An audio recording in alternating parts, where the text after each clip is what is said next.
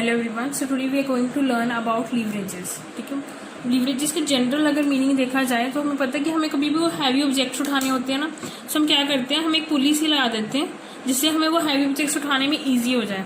और वही टर्म जो पुली है जो काम करती है वही इसका मीनिंग होता है लीवरेजेस का। ठीक है, अगर मैं बिजनेस के पॉइंट ऑफ व्यू से बात करूँ तो हमारा मेन मोटिव होता है कि शेयर होल्डर्स की वेल्थ को मैक्सिमाइज करना। अब हम शेयर होल्डर्स की वेल्थ को मैक्सिमाइज कैसे कर पाएंगे?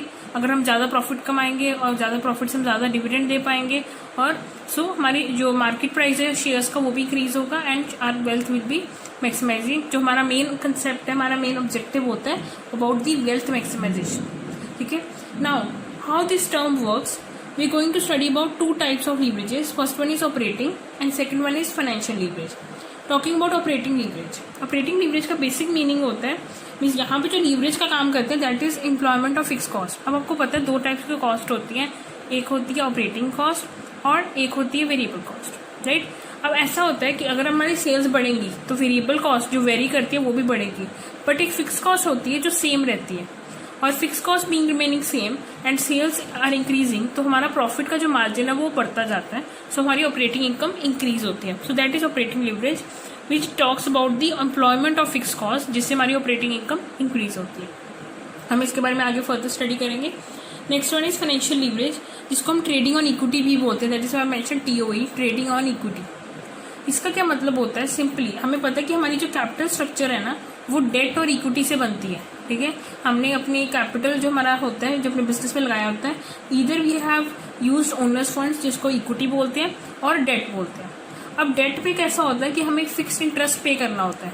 ठीक है, चाहे हमें प्रॉफिट हो रहा है या नहीं हो रहा है, but we have to pay the fix interest in debt. Equity में क्या होता है, अवेलेबिलिटी ऑफ प्रॉफिट के ऊपर है, हम डिविडेंड देंगे या नहीं देंगे। ठीक है, तो फाइनेंशियल लीवरेज जो टर्म है दैट टेल्स अस अबाउट जितना हमारे पास फिक्स इंटरेस्ट बेरिंग डेट होगा, ठीक है, हमारे इक्विटी और प्रेफरेंस के साथ साथ हमारा जितना फिक्स इंटरेस्ट बेरिंग डेट होगा उसको बोलते हैं फाइनेंशियल लीवरेज। ठीक है, एक बेसिक सी लिखते हैं, क्योंकि देखो अब इक्विटी में तो आपको पता है कि अब जितना प्रॉफिट होगा हम उतने डिविडेंड पे करेंगे, बट डिविडेंड तो it depends, is an appropriation. और where is talking about interest, it is a charge against profit. Charge मतलब प्रॉफिट हो लॉस हो आपको देना ही देना है। राइट, तो अब इससे क्या होता है, हम जितना डिबेंचर्स पे इंटरेस्ट देते हैं ना उतना ही फिर हमारा क्या हो जाता है, हमारी टैक्स लाइबिलिटी कम हो जाती है। ठीक है, और because interest on debt is a tax deductible expense, और इसी वजह से हमारी अर्निंग्स इंक्रीज हो जाती है and finally which further increases EPS। अब ये जो सारी प्रोसेसिंग है ये कैसे वर्क अपॉन करती है, for this will work out one question, one illustration which is as follows. A limited company has equity share capital of ₹5 lakh divided into shares of ₹100 each। मतलब एक शेयर 100 रुपीज का है, total 5 lakh है। मतलब हमारे पास shares कितने हैं, हमारे पास नंबर ऑफ शेयर्स है 5000। क्लियर?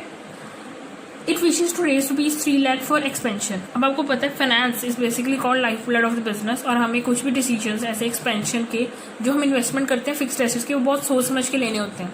ठीक है, तो अब यहाँ पे जैसे कंपनी को 3 लाख रेज करना है तो he has to think upon the further alternatives. अब 3 ऑल्टरनेटिव्स हैं जिसपे कंपनी वर्क अपॉन करेगी। फर्स्ट वन, या तो सारा का सारा 3 लाख हम डेट से रेज कर लें, या 1 लाख हम कॉमन स्टॉक मतलब शेयर से कर लें, और 2 लाख हम डिबेंचर से कर लेते हैं, या थर्ड वन सारा का सारा शेयर से इशू कर देते हैं। So we are going to work with these 3 plans. और क्वेश्चन में एक और इन्फॉर्मेशन गिवन है, EBIT means earning before interest and taxes. वो है हमारे पास 1,50,000, टैक्स का रेट है 50%। हमने EPS निकालना है जिसको बोलते हैं अर्निंग पर शेयर। ठीक है, आप EPS क्यों निकाल रहे हैं, because earning per share means जितनी ज्यादा होगी उतनी शेयर होल्डर्स का मार्केट प्राइस ज्यादा होगा और उनकी वेल्थ मैक्सिमाइज होगी। क्लियर? अब ये कैसे निकालते हैं, पहले तो हम EPS निकालते हैं तीनों सिचुएशंस को लेकर। तो हमारे पास 3 प्लान्स हैं, प्लान 1, 2 और 3। EBIT तीनों के केस में 1,50,000 है। अब रही बात इंटरेस्ट की, अब इंटरेस्ट तो सिर्फ किस पे जाएगा, डिबेंचर्स पे कि शेयर्स पे? यस, डिबेंचर्स पे। तो अब देखो जैसे फर्स्ट केस में सारा का सारा आपने जो रेज किया था वो डिबेंचर से किया था, 3 लाख पे 10%, तो स्टेट में कितना हो जाएगा 30,000। नेक्स्ट केस में हमने सिर्फ 2 लाख का डिबेंचर्स लिए थे, तो 2 लाख पे इंटरेस्ट पे करेंगे, that is 10%, that comes out to be 20,000। और थर्ड केस में हमने कोई भी डिबेंचर्स इशू नहीं किए थे, तो सिर्फ शेयर्स थे, सो इस वजह से यहाँ पे कोई भी हमारे पास इंटरेस्ट नहीं होगा। सो दिस कम्स EBT। EBT का मतलब होता है अर्निंग बिफोर टैक्सेस। अभी भी टैक्सेस को हमने एडजस्ट करना है। ठीक है। उसके बाद हम क्या करेंगे, हमने टैक्सेस को एडजस्ट करने के लिए हम टैक्सेस डिडक्ट करेंगे। टैक्स का रेट है 50%, तो सिंपली 120 का 50%, 130 का 50%, 150 का 50% डिडक्ट कर लिया। उसके बाद आ गया हमारे पास EAT, that is earning after taxes, ठीक है। That comes out to be 60,000 in plan 1, 65,000 in plan 2 and 75,000 in plan 3। अब नंबर ऑफ शेयर्स कैसे आएंगे, बिकॉज अभी हम नंबर ऑफ शेयर्स क्यों निकाल रहे हैं, बिकॉज EPS को निकालने का फॉर्मूला होता है EAT, जो हम निकाल चुके हैं, upon number of shares. Clear, ठीक है। अब इसमें फर्स्ट केस में देखो शेयर्स कितने होंगे, हमारे पास यहाँ पे है 5 लाख, ठीक है। और हमने सारा का सारा कहाँ से रेज किया है, हमने इसे रेज किया है with the help of the debentures, मतलब इसमें तो हमारे शेयर्स बिल्कुल भी इंक्रीज नहीं हुए होंगे, राइट। सो हमारे बिल्कुल भी शेयर्स इंक्रीज नहीं हुए होंगे। सो दिस मीन्स हमारे पास शेयर्स कितने थे, 5,000, वो ही रहेंगे। तो 60,000 divided by 5,000, that will come out to be ₹12। This is 5,000 and that will come out to be ₹12। अब नेक्स्ट केस में देखो बी में, पहले शेयर्स कितने थे 1,000, हमने 1 लाख और शेयर्स लिए। 1 लाख मतलब एक शेयर 100 का ही है ना, तो 1,000 हो जाएगा। 5,000 plus 1,000 that comes out to be 6,000। अब 65,000 divided by 6,000 that comes out to be 10.83। Simply हमने क्या किया, कैलकुलेटर में वैल्यूज पुट की, 65,000 डिवाइडेड बाय 6,000, क्योंकि यहाँ पे 6,000 मेरे पास हो गए 10.83। नेक्स्ट 75,000 हमारे पास EAT आई थी। EAT कितनी हो जाएगी, 5,000 पहले थी, हमने सारा का सारा 3 लाख कहाँ से रेज किया, शेयर से। तो 3 lakh divide by 100 means 3,000 shares हैं यहाँ पे। तो 5,000 plus 3,000 that comes out to be 8,000, ठीक है।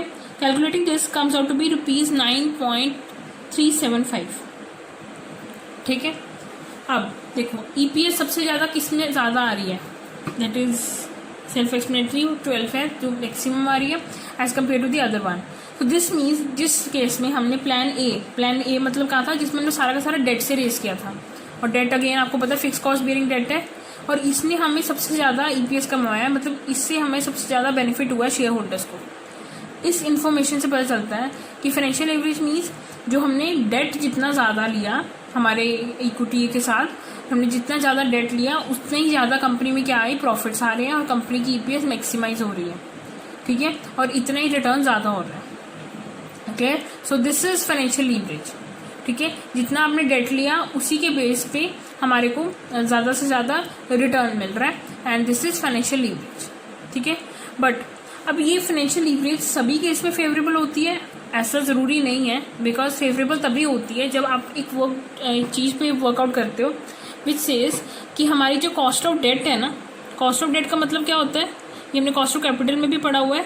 Cost of that means interest rate, वो जो है ना हमारी कम होनी चाहिए ROI से।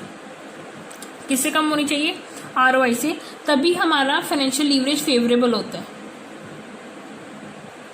अच्छा, कॉस्ट ऑफ डेट का मतलब है इंटरेस्ट रेट, और इस क्वेश्चन में इंटरेस्ट रेट कितना था 10%, तो इंटरेस्ट रेट तो ठीक है 10% है। ROI कैसे निकालते हैं, ROI निकालने का फॉर्मूला होता है EBIT अपॉन टोटल इन्वेस्टमेंट, जितनी आपने टोटल इन्वेस्टमेंट की है। फाइन, सो अब यहाँ पे देखो हमारे पास EBIT था 150 divided by 8 lakh, because 5 lakh पहले थे और 8 लाख हमारे पास अब होगी, तो टोटल इन्वेस्टमेंट हमारी हो गई है 5 zeros, so that comes out to be 18.75। तो हमारी यहाँ पे देखो ROI कितनी आ रही है 18.75, जो हमारी कॉस्ट ऑफ डेट से ज़्यादा है। इसका मतलब रिटर्न ज़्यादा है कॉस्ट से, तो हमारा डेट लेना फेवरेबल है। तो इन एवरी सिचुएशन हम जितना ज़्यादा डेट लेंगे हमारी केस में उतना ही फेवरेबल होगा इस केस में। बट ऐसा ज़रूरी नहीं है, बिकॉज हमें पता चल गया कि कंपनी में जितना ज़्यादा डेट हो उतनी ज़्यादा इक्विटी शेयर होल्डर्स मैक्सिमाइज होते हैं, और किस केस में मैक्सिमाइज होते हैं, जहाँ पे cost of debt is less than ROI। Now moving on is for the next term, but इसके पहले हम फाइनेंशियल लीवरेज की थोड़ी सी सिग्निफिकेंस और डिग्री के बारे में पढ़ेंगे। This is degree of financial leverage, ठीक है। डिग्री मीन्स हमारा देखो फाइनेंशियल लीवरेज में हमने क्या पढ़ा कि इंटरेस्ट होने की वजह से हमारी कितनी वेल्थ मैक्सिमाइज होती है। तो बेसिकली EBIT मीन्स हमारी ऑपरेटिंग इनकम में चेंज आता है just because of change of EBT means हमारी देखो EBT में क्या चेंज आया, EBT और EBIT में दोनों में डिफरेंस क्या है, इंटरेस्ट का। So it basically measures the change in EBIT on change in earnings on equity ठीक है, बिकॉज ये वाली तो सिर्फ हम इंटरेस्ट डिडक्ट करके सिर्फ इक्विटी पे रह जाएगी ना. So this is the formula, simple formula EBIT upon EBT is the formula for calculating degree of financial leverage. ये फॉर्मूले को ध्यान रखना, हम अगर न्यूमेरिकल्स में भी यही फॉर्मूले को यूटिलाइज करेंगे. आफ्टर दैट अब आपको पता चल ही क्या होगा कि फाइनेंशियल लीवरेज का काम क्या है. ये हमें एक तो प्लानिंग कैपिटल स्ट्रक्चर में प्लान करने में हेल्प करता है कि हमारे पास डेट कितना होना चाहिए, हमें डेट ज़्यादा से ज़्यादा लेना चाहिए विद अलॉन्ग विद इक्विटी है नॉट. और same way we can plan for the profits, because हमारा मेन ऑब्जेक्टिव क्या है, हमको प्रॉफिट मैक्सिमाइज करना और वेल्थ मैक्सिमाइज करनी है. Okay, now next coming up is operating leverage. Operating leverage का मतलब होता है presence of fix cost that helps in magnifying net operating income. ठीक है, इसका मतलब कि आपको पता है कि फिक्स कॉस्ट, अभी जैसे मैंने एक एग्जांपल लिया, अगर हम ये बोले कि सेल्स ₹10 थी, उसमें हमारी फिक्स कॉस्ट ₹3 की थी. ठीक है, but I am not going to take in per unit, सो मैं इसको टोटली लेती हूँ. 10,000 थी सपोज करो, उसमें फिक्स कॉस्ट थी 3,000. ठीक है, वेरिएबल कॉस्ट भी होगी कुछ ना कुछ. तो हमने अज्यूम किया कि हमारे पास यहाँ पे मेरे पास अगर हो रही थी profits considering variable cost to be 2,000 as well. ठीक है, 10 - 5 that comes out to 5,000 is your profit here. ठीक है, अब एक और एग्जांपल लेते हैं. सपोज करो सेल्स बढ़ गई, सेल्स हो गई 13,000 से, बट इसमें जो फिक्स कॉस्ट है वो तो 3,000 ही रहेगी. और अज्यूमिंग कि प्रॉफिट वेरिएबल कॉस्ट तो बढ़ती है, वेरिएबल मीन्स विच वेरीज, नाम से पता है, तो हम इसको ले रहे हैं 4,000 क्योंकि वेरिएबल कॉस्ट भी बड़ी होगी. बट आप देखो यहाँ पे 13 - 7, ठीक है, 6,000 मेरे पास प्रॉफिट हो गया. ये ऐसा क्यों हुआ, बिकॉज फिक्स कॉस्ट जो है वो सेम रहती है. तो हमारे जो सेल्स, जितनी सेल्स में डिफरेंस आएगा उतनी ही हमारी fix cost being remaining same, तो हमारा प्रॉफिट उतना ही मैक्सिमाइज हो जाएगा. ठीक है, अब ऑपरेटिंग लीवरेज को कैलकुलेट करने के लिए द फॉर्मूला इज कॉन्ट्रीब्यूशन. अच्छा, कॉन्ट्रीब्यूशन का फॉर्मूला क्या होता है, सेल्स में से हमने सिर्फ वेरिएबल कॉस्ट डिडक्ट किया, तो that gives us contribution upon operating profit. Operating profit is nothing but EBIT only. ठीक है, जो हमारे बिजनेस के ऑपरेशन से हमारे को इनकम आती है दैट इज ऑपरेटिंग इनकम. हम ब्रेक इवन पॉइंट का फॉर्मूला भी यूज करते हैं बिकॉज हम उसकी बेसिस पे वर्क अपॉन करते हैं, that is fix cost upon PV ratio. ठीक है, और एक और बात, अगर मुझे EBIT का भी फॉर्मूला निकालना है, क्योंकि अगर हमने यूज करना है कि EBIT का एक्चुअली फॉर्मूला कहाँ से बना है, so calculating about EBIT or you can say operating profit है. ऑपरेटिंग प्रॉफिट का फॉर्मूला भी क्या होता है वो भी देखो क्या होगा, sales minus variable cost minus fix cost. दोनों कॉस्ट माइनस कर देंगे तो हमारे पास ऑपरेटिंग प्रॉफिट आ जाएगा. तो अब देखो सेल्स माइनस वेरिएबल कॉस्ट ऊपर भी माइनस किया, नीचे माइनस किया, सिर्फ रह गया फिक्स कॉस्ट. तो हम उसको ब्रेक इवन एनालिसिस की ही फॉर्म से पढ़ते हैं, इस वजह से हम ये फॉर्मूला यूज करते हैं. Next is fix cost upon PV ratio. Going with the PV ratio formula that is contribution upon sales into 100, जो आपको न्यूमेरिकल्स में आगे हेल्प करेगा. Next is degree of operating leverage. हमने पीछे degree of financial leverage calculate की थी, अब degree of operating leverage that is percentage change in profit upon percentage change in sales. मतलब हमारे प्रॉफिट में चेंज कितना आया because of change in sales, क्योंकि देखो प्रॉफिट में चेंज किसकी वजह से आया होगा, because of the fix cost that is our operating leverage. Now let us exercise some questions so that our concept becomes more clear with this. So first question says interest is ₹5,000, sales is 50,000, variable cost is 25,000 and fixed cost is 15,000. हमारे पास ये information given है and we are going to calculate operating and financial leverage. So with this we are going to learn one more leverage also, that is consolidated leverage also.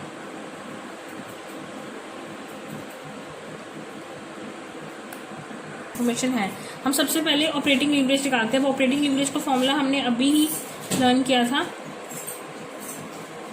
That is contribution upon EBIT, right. EBIT means operating profits, right. So EBIT के formula हमने अभी learn किया था, sales minus variable cost minus fix cost, because हम यहाँ पे cost volume के analysis को वर्क करते हैं.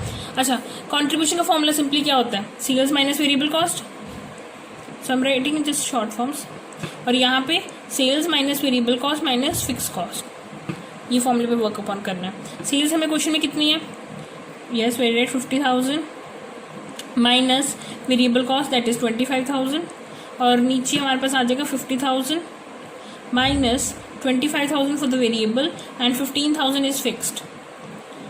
Calculating this comes out to be 25,000 upon 10,000. That is 2.5। तुम्हारे पास ऑपरेटिंग लीवरेज कितनी आ गई इस क्वेश्चन में? 2.5। Next is financial leverage. ठीक है, next one is financial leverage. Financial leverage को the formula is financial leverage is EBIT upon EBT, sorry EBT only, because ये क्या होती है 1 minus I, so here it is 1 minus I. Okay, EBIT हमारे पास already हमने calculate की है प्रीवियस क्वेश्चन में, दैट वाज हाउ मच 10,000। ये भी हमने EBIT कैलकुलेट की थी, सो स्ट्रेट मेरे पास आ गया 10,000 और 10,000।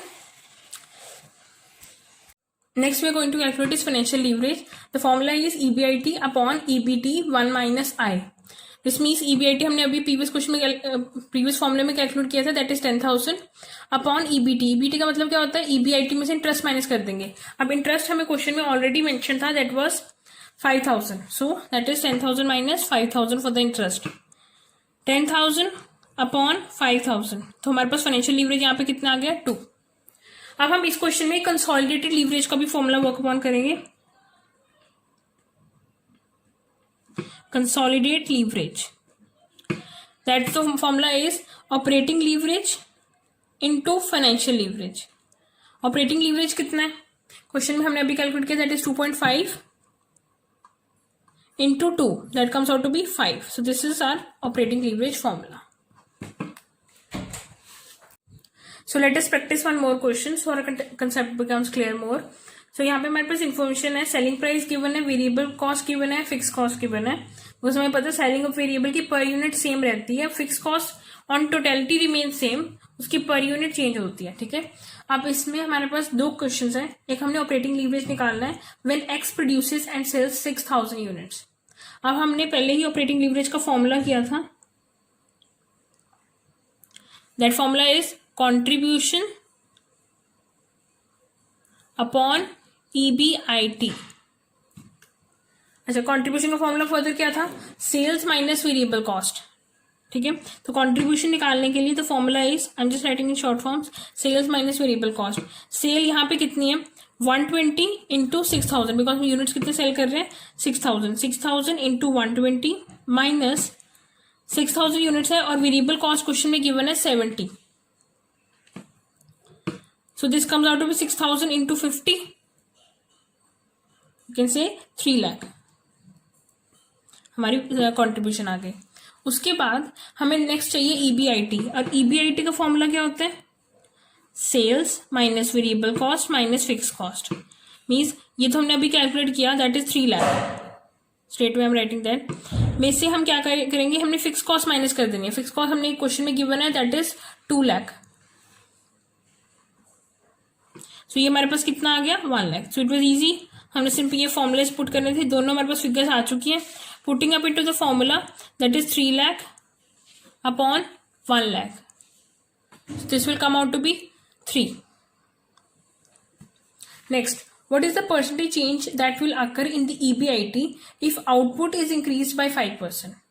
अगर हमारा आउटपुट 5% से बढ़ जाता है तो हमारे EBIT में क्या चेंज आएगी?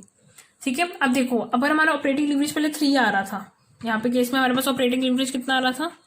3 आ रहा था, राइट? तो इसका मतलब हमारा ये प्रॉफिट है और आपको पता आउटपुट बढ़ेगा तो सिंपली हमारे प्रॉफिट पे इम्पैक्ट होगा। तो हमारा देखो पहले ऑपरेटिंग लीवरेज कितना था? 3।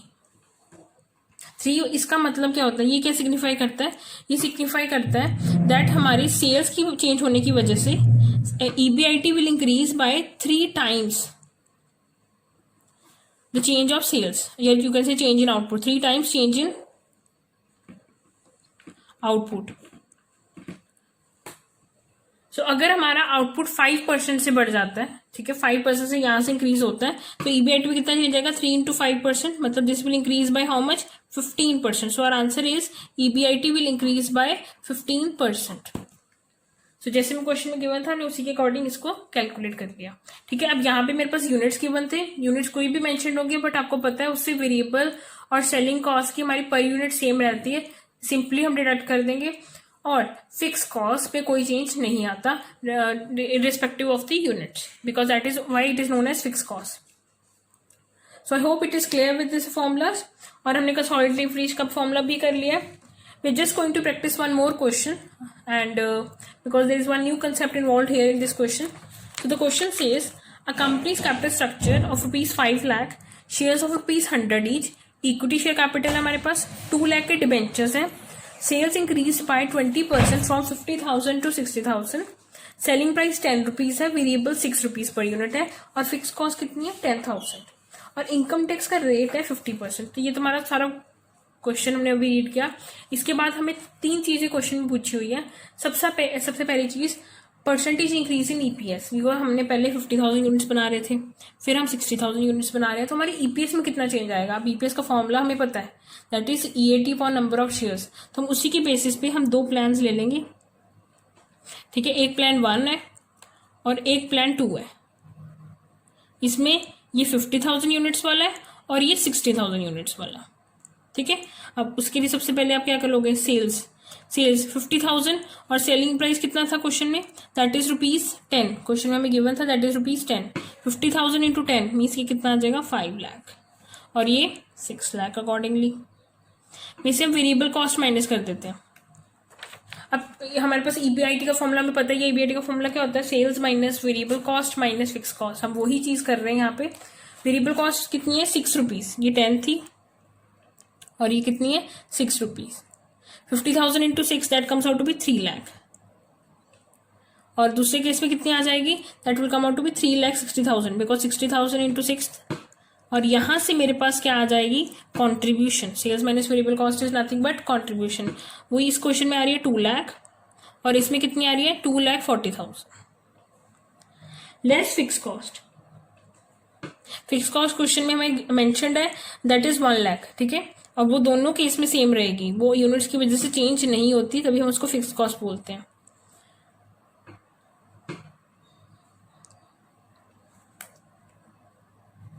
सो first and foremost we got EBIT. ठीक है, अब ईबीआईटी मीन्स हमारी जो ऑपरेटिंग इनकम होती है, बट हमने इस क्वेश्चन में कैलकुलेट क्या करनी है, ईपीएस. उसके लिए हमें चाहिए ईएटी.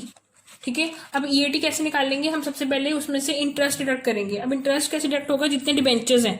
ठीक है, डिबेंचर्स इस क्वेश्चन में है 2 लाख, 10% डिबेंचर्स है, तो 2 लाख के 10% मीन्स 20,000 यहाँ पे और 20,000 यहाँ पे, और इसमें आ जाएगा 80,000 और 120. टैक्स है 50%, तो यहाँ पे 40,000 आ जाएगा और यहाँ पे 60,000 आ जाएगा. ठीक है, उसके बाद ईएटी कितना आ जाएगा 40,000 बिकॉज टैक्स हमारे पास क्वेश्चन 50% था, तो हमने इनकम पे टैक्स डिडक्ट किया. आफ्टर दैट हमारे पास ईएटी आ गया बोथ केसेस में. अब ईपीएस निकालेंगे. ईपीएस निकालने का formula is that is EAT upon the number of shares. अब फर्स्ट केस में देखें, फर्स्ट केस में हमारे पास ईएटी है 40,000 upon the number of shares. Number of shares हमारे क्वेश्चन में इसमें 5 लाख थे, एक शेयर 100 रुपीज का था, सो मीन्स हमारे पास शेयर्स कितने हो जाएंगे, शेयर्स विल बी 5,000. ठीक है, so simply 40,000 divide by 5,000 this means ₹8. Clear. And next ऐसी प्लान 2 के लिए 60,000 डिवाइडेड बाय 5,000 दैट इज ₹12. तो हमारी इस केस में ईपीएस मैक्सिमम आ रही है 12 इस केस में. तो ये हमने क्वेश्चन में पूछा गया था. उसके बाद क्वेश्चन में एक चीज पूछी हुई है, next part of the question, that is degree of financial leverage. हमने फाइनेंशियल लीवरेज निकालनी है 50,000 यूनिट्स पे. ठीक है, और 60,000 यूनिट्स पे, दोनों के केस में. तो उसके लिए फॉर्मूला क्या होता है, EBIT upon EBT means deducting the interest from the EBIT. सो इस केस में जैसे फर्स्ट केस में जो 50,000 यूनिट्स है, उस केस में कितनी हो जाएगी, EBIT हमारी उस केस में थी 1 लाख, और इंटरेस्ट डिडक्ट करके जो EBT थी वो कितनी थी 80,000. सिंपली हमारे पास ये कितना आ गया 1.25, और दूसरे केस में कितना आ जाएगा, दूसरे केस में 140 इज EBIT. ठीक है, 140 है और EBT है 120, तो 140 डिवाइड बाय 120. ठीक है, 1.17. ठीक है, so this means कि हमारे यहाँ पे ये हमारी फाइनेंशियल लीवरेज आ रही है. So I hope you have understood. Thank you.